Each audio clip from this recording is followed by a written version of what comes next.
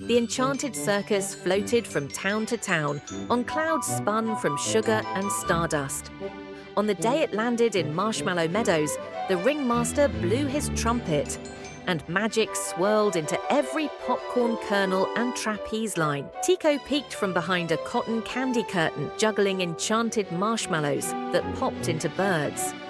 "Ready for the act of the century?" he smirked. Luna fluttered beside him.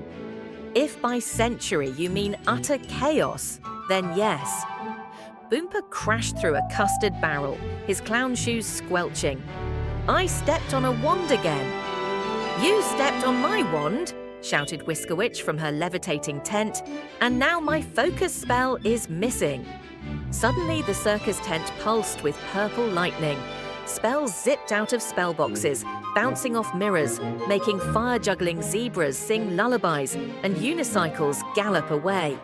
"Oh, fudge," Tiko whispered.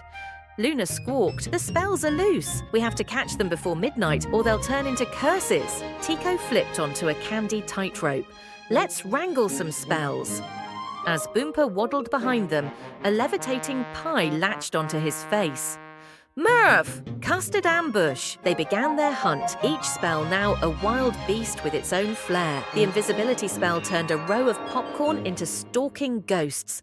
The levitation charm floated audience chairs mid-air, spinning guests like teacups. Whiskerwitch guided them from her flying orb, casting coordinates and chanting to stabilize the ring.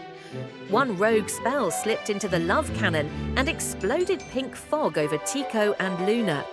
Their eyes met through glitter.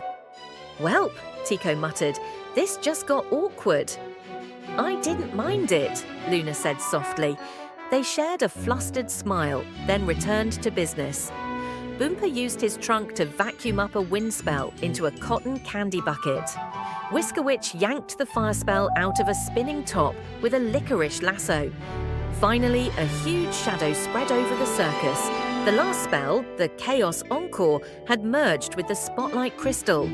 It rose into the air, flashing blinding lights and summoning mirror clones of the performers. "Uh-oh," Tiko whispered. "We're about to be upstaged by ourselves."